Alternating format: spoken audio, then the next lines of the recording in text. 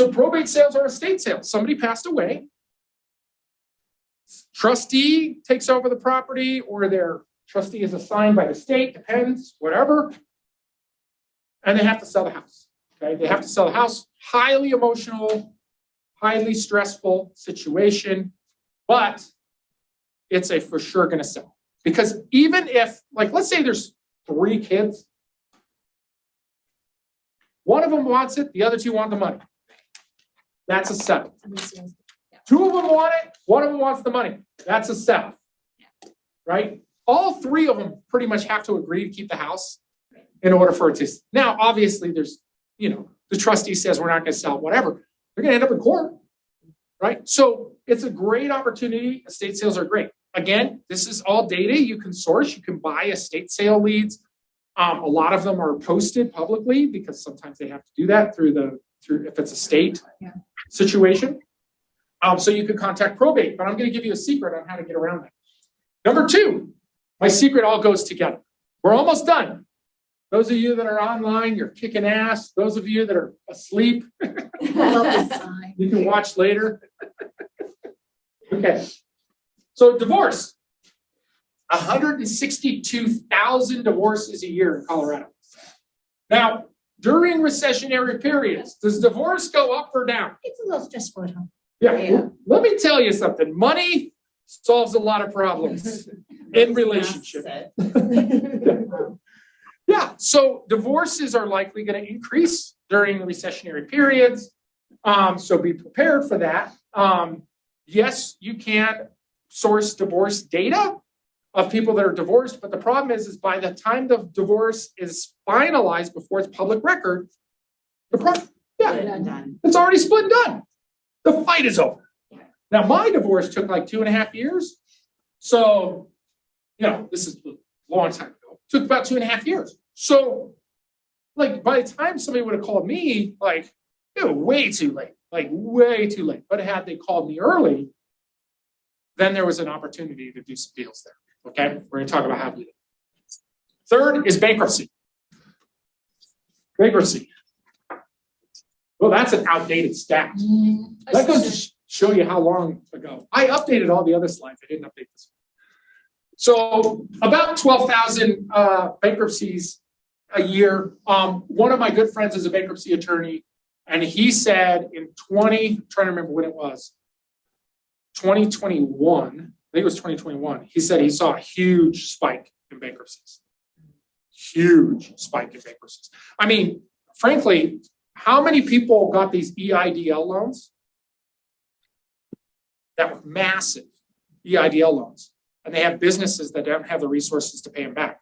So if your EIDL loan is under $25,000, it's not personally guaranteed and it's not attached to assets. Okay. If it's between $25,000 and I think $150,000, the assets of the business can be attached. So if you don't pay back the EIDL loan, they can come repossess your equipment, whatever, of the business that the business owns. If it's over $150,000 or $175,000, it's personally guaranteed by you. I have friends that got $400,000 EIDL loans and bought like vacation condos. I didn't say they're good friends. I didn't say they're okay. They didn't need the money, but the government was like, here's the money. And they're like, sweet. Okay, now here's the problem with that. Those payments are coming due when? This month, November. It's 3 years from when you took them. They came out 3 years ago. Most people got their money this fall. The payments are coming due now. Okay. So the problem is, if your business can't afford the payment on the EIDL loan, or you don't pay the EIDL loan back, they're going to come after them for their assets and them personally, of which they're going to do what? Take the car. They're going to file bankruptcy. Oh, yeah. People are going to run for cover, and they're going to file a Chapter 7 or a Chapter 11 bankruptcy. Okay. Personally, let's say you're a homeowner. You have some equity in your house. You have $150,000 in equity. It's you and your spouse. There's a homestead exemption in Colorado, $75,000 per person. So So two people can have $150,000 in equity that's homestead exempt. It's exempt against them. If they file a bankruptcy, that asset's protected. Your 401k, your retirement income is protected in a bankruptcy. Okay, so you're behind on payments. You're struggling. You don't have a way out, but you want to keep your house. The solution is a Chapter 13 or a Chapter 7 bankruptcy and protect your asset with a homestead exemption. Okay, that's a solution for that. As you will learn in the 7 options for distressed homeowners coming on December 11th. Okay, so It's a different day every time. I know, I don't even know. I'll look it up. It's we'll figure it out. December 1st. There it is. Coming on December 1st. Okay, so why this is important? Again, by the time they meet with the attorney and the bankruptcy trustee determines what's happening with the house, because when you file a bankruptcy, all your assets become the trustee's assets. They're not your assets anymore. They are the trustees. And the trustee decides if you can have your house back. The trustee decides if you're qualified for the homestead exemption. So the trustee could say, you have to sell the house. Okay. But by the time that happens, they're already 3 to 6 months into a bankruptcy process, right? They're way into it. So by the time you see the public notice for the bankruptcy, it's too late. Okay. You got to get there early. You got to get there early. Okay. So how? How do you get there early? What's the common theme between these 3?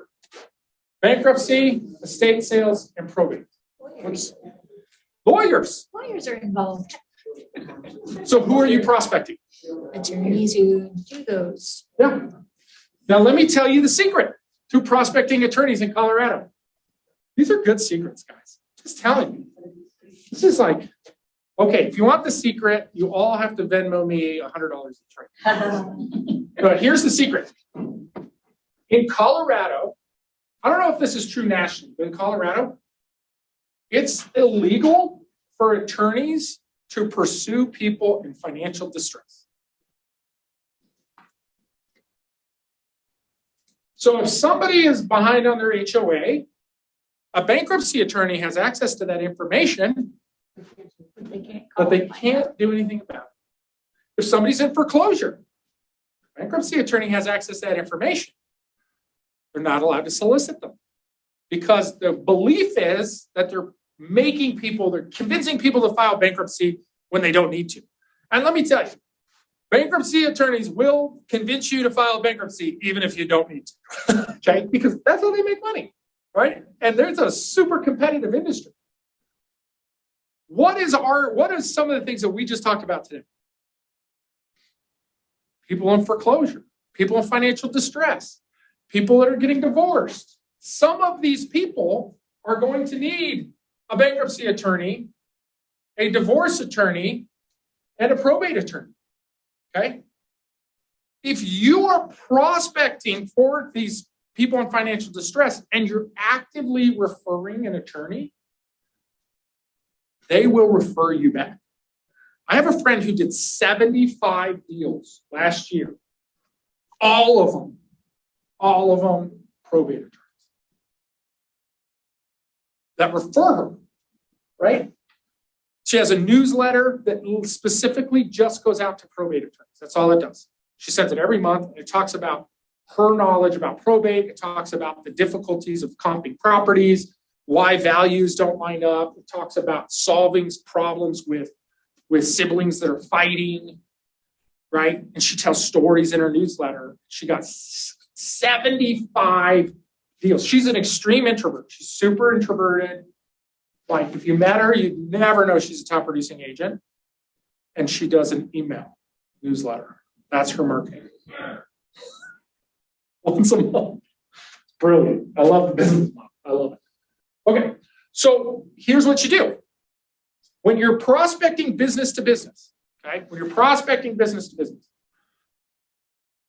you have to assume they already know a real estate agent, okay?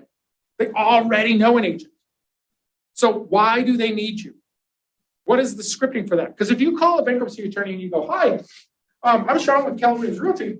And I was wondering if you need a real estate agent." They're like, Got 3. yeah, they're like, "No, I'm good." So the scripting for that, which is in the Trio app, which is available online today. Download that. Business to business script for that is, you want to role play it with me? Sure, I'm terrible at these, but yes. Well, you can be the terrible, mean. I'm a no attorney. No. You're Saying no to everything. No.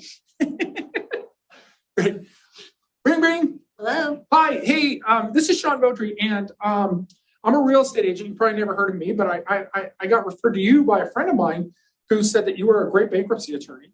Mhm. And can I ask you a question? Are you looking at growing your business over the next year? Well, yeah, but I've already got like 3 agents I work with. Oh, that's cool. Are you looking to grow your business? Yeah. Okay. Never. Hey, I appreciate that. I respect you. You know what? I'm looking for somebody who's growing their business because I'm growing mine. So can I ask you, do you know of another bankruptcy attorney that maybe not as successful as you, that might be, maybe they're newer and they're looking to grow their business? Oh, there's a guy in our office who's still figuring it out. Oh, so- awesome. Awesome. What's his name? George. George. Can I get George's number? Sure. Awesome. Can I use your number when I call him and just let him know that you referred me over? Well, yeah, I'll go tell him that you're gonna Oh, call. awesome. Perfect. Okay. Do you see my pivot right there? She's shutting me down. I'm not arguing with her. Yeah. Why do I want somebody who wants to grow their business? Because they're actively looking to Yeah. participate. Yeah. I want somebody who's arm in arm with me skipping up the yellow brick road. I don't want to drag a freaking an attorney to stuff. Like when I'm doing client defense, I need that attorney there. When I'm doing seminars, short sale seminars, I need that attorney there. Right? Like I need them to participate. If they're not looking to grow their business, it's not going to work for me. Right? You need to work as hard as me. Right? This is a partnership. So, hi, hey, I got your number from your attorney friend, and they said that you might be looking to grow your business. Yeah, I'm kind of new and I'm always looking to grow. Oh, awesome. Awesome. So I'm a real estate agent. And I actually specialize with working with people in financial distress situations. So foreclosure, short sales, those kind of things, divorce, those kind of difficult situations. And, honestly, bankruptcy is a really good option for some of these people. And I'm looking for an attorney that I can build a relationship with, that I can refer business to, and they can refer business back to me. Is that something you're open to? Yeah, I think so because I can't solicit to them, but you probably could. Yeah, perfect. So can we sit down for 15 minutes? We'll discuss it. I would love that. Okay, so that's your intro. How hard was that? Okay, now here's the conversation. So we're at lunch and we're going to say this. I'm going to say, hey, so now you already have agents that you are referring business to. Just put that in your head. Okay, so because I don't want you to be like, yeah, no, this is not like that. This is okay. Yeah, we want to be. No butterflies and rainbows. Yeah, we want to be realistic here. Okay, I'm almost done. For those of you who are going like, hey, this is going on 2 hours. I'm almost done. We got about 6, 10, 15 minutes. Okay, so, or I can skip to all the good scripts. It's up to you. If you want the gold or we're not. Okay, so we're going to sit down and I'm going to say, tell me about, so how long have you been an attorney? 4 years. 4 years old. Great. What's your favorite service that you provide to your clients? Helping them through the bankruptcy process. Oh, yeah. That's awesome. Why is that important to you? Because it can be a life changer for them. Yeah, I find that's really important too. Who do you currently refer your real estate business to? I've got 3 agents that I currently work with. Oh, great. Who's your favorite? The one over at Keller Williams. Oh, yeah. So can I ask you, because I'm a student, right? I'm always wanting to grow and improve my business. What do you like about them? Okay, so that's question number 1. Pay attention to these questions. These are important. What do you like about them? They're a go-getter. They're a go-getter? What does that mean? When I have some, a lead or something, I know that they're going to call them right away and go after the business. Yeah, they're not going to just drop the ball. Yeah. That's great. Okay, so she just told me how to win. Now I know how to win with her. Okay. Can I ask you if, because I don't think anybody's perfect all the time, or nobody's 100% all the 100% of the time. If they can improve on something, what would it be? Sometimes they're a little harsh in their conversations. Oh, like too direct? Yeah. Like sometimes these people are going through a lot. So sometimes they need to be a little softer. So empathy. Yeah. Okay. They go get it, but then they're like, I need to get it. Yeah. So the positive side of their personality is also their negative. Right. Yeah, I get that. Now she just told me how I'm going to win the business over, like what I need to do to win the business. Okay. So last question. What do I need to do, or who do I need to become that agent for you? The one that you refer first. I understand that that's probably not going to happen today, but what do I need to do to become that person for you? You know, if you gave me 20 different leads, then maybe I'd feed you one and see how it went. Okay. And also be proactive Right. and be empathetic and understanding. Yeah. I can do that. Okay. Yeah, that's wonderful. Great. And so let's say you, because there's two other answers that they'll say. She gave me a great answer, which is really nice. Though I wish they all said that. 20 deals, I'm going to be humping. Like it might be 6 months before I get anything, right? So that's a big ask. Like 20 referrals is a lot. But bankruptcy attorneys, they can do a lot of deals. They're making, $500 to $4,000 a deal. I mean, they're not making a lot of money. So here's a good answer. So typically the three answers they're going to give you is, I can't refer you. Okay. And it's because so that question, you have to isolate those two. Is it because your company restricts you from referring outside people? Or is it that you ethically don't feel comfortable referring somebody because you're feared that they're going to attach the association with the experience back to you, right? So if you said, I don't refer people because, and I say, well, is it because you're afraid if I do a bad job, it's a reflection of you? And you're like, yeah. I said, well, if I can prove to you that I'm all those things, I'm proactive and I'm honest and I'm ethical, would you be comfortable referring business to me in the future? And they go, yeah. Right? If they say, I can't refer you, that's usually if they think that you want to send out a blast email through their company server. That's not what we're asking, right?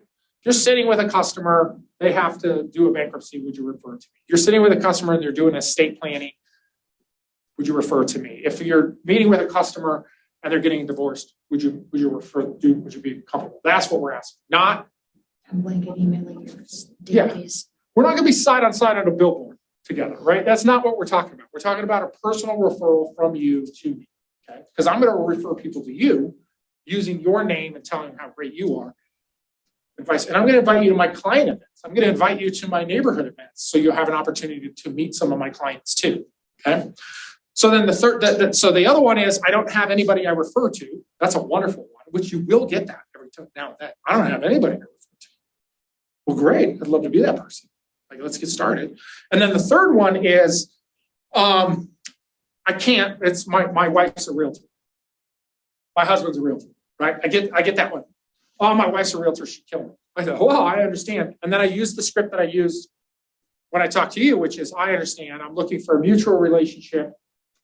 Who do you know that's looking to grow their business that would like to have a mutual referral relationship?